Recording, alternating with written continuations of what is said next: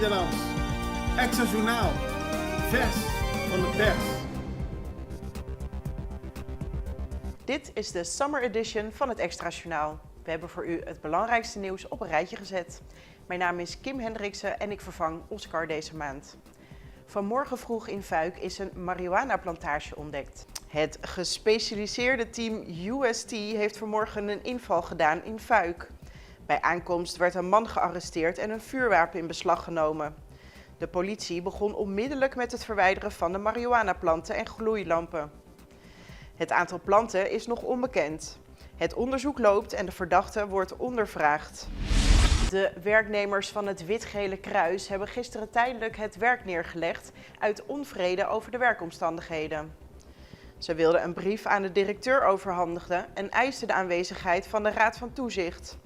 De werknemers zijn niet bang voor de no work, no pay maatregel en willen weten waarom er in een jaar tijd meer dan 10 medewerkers zijn vertrokken. Na gesprekken met de directeur en een vertegenwoordiger van de vakbond CBV gingen de werknemers weer aan het werk in afwachting van een oplossing. De meeste politieke partijen geven geen inzage in hun financiën. Slechts 2 politieke partijen, de MAN en de PAR, hebben hun inkomsten en uitgaven over 2023 ingediend bij de Electorale Raad, meldt het jaarverslag van de Raad. Dit is verplicht volgens de Landsverordening Financiën Politieke Groeperingen.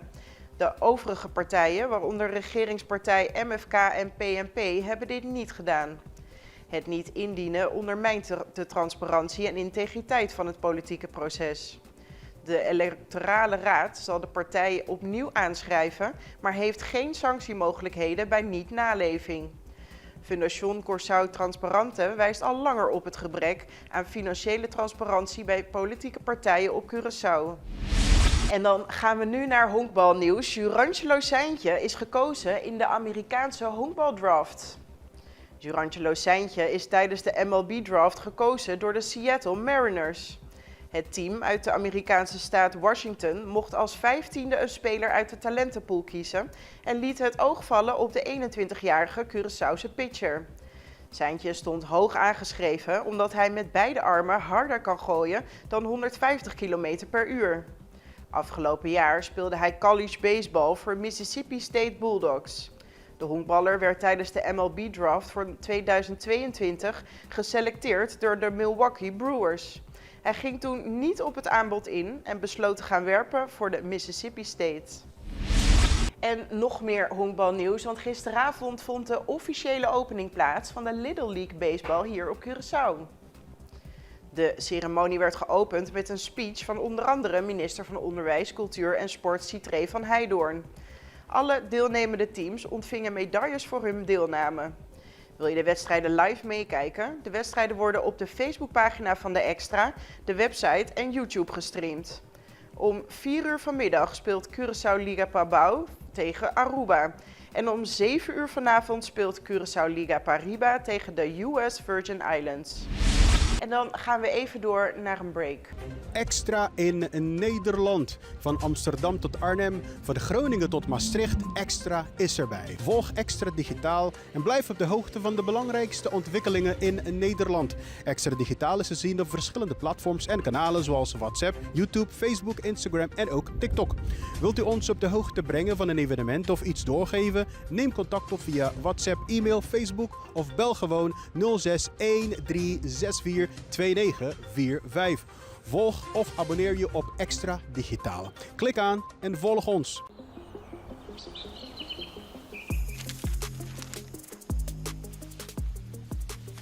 Welkom op Curaçao, een van de mooiste eilanden in de Caribiën. Een ware parel. En het is een eiland waar je van heel veel zaken kunt genieten. Van de natuur, van de zee, van het eten, van de mensen en zoveel meer. Curaçao is een eiland waar heel veel gebeurt op het gebied van politiek, cultuur, sport en zoveel meer.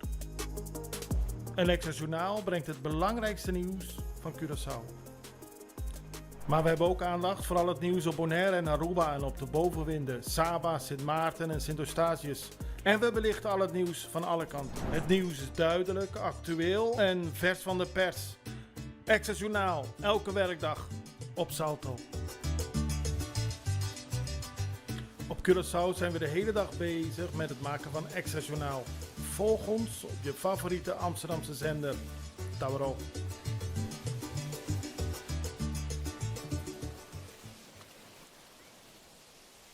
En dan zijn we bij u terug met het internationale nieuws. We beginnen met Sint Maarten. Daar is het einde in zicht van de dagelijkse stroomuitval. Op Sint Maarten zijn 7 nieuwe containergeneratoren aangekomen om de aanhoudende stroomuitval te verhelpen. De installatie van deze generatoren, die samen 10 megawatt aan vermogen leveren, begint onmiddellijk. Energiebedrijf GB meldt dat deze toevoeging essentieel is om de stroomvoorziening te stabiliseren en de energiebehoeften van het eiland te dekken. Bewoners en bedrijven kunnen daardoor rekenen op minder en korter stroomuitval. GB werkt ook aan korte termijn en permanente oplossingen om de stroomvoorziening duurzaam te maken. En dan gaan we door naar Bonaire. De medewerkers van de Rijksdienst Caribisch Nederland krijgen daar verbeterde werkomstandigheden. De Raad van Ministers heeft afspraken gemaakt om de arbeidsvoorwaarden van ambtenaren bij Rijksdienst Caribisch Nederland te formaliseren.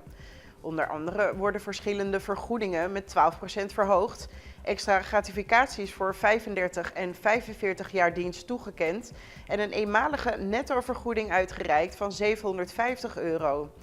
Ook worden praktische zaken geharmoniseerd en verhoogd, waardoor de regeling voor extra vakantiedagen en mogelijkheden om ambtenaren meer taken te laten uitvoeren voor de overheid. Secretaris Sol Szabo moet het besluit nog presenteren aan de sectie van de Raad van State.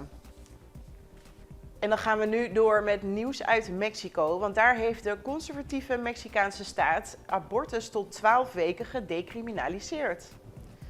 Wetgevers in Puebla, een van de meest conservatieve staten van Mexico, hebben gestemd voor een wetsvoorstel om abortus binnen de eerste 12 weken van de zwangerschap legaal te maken.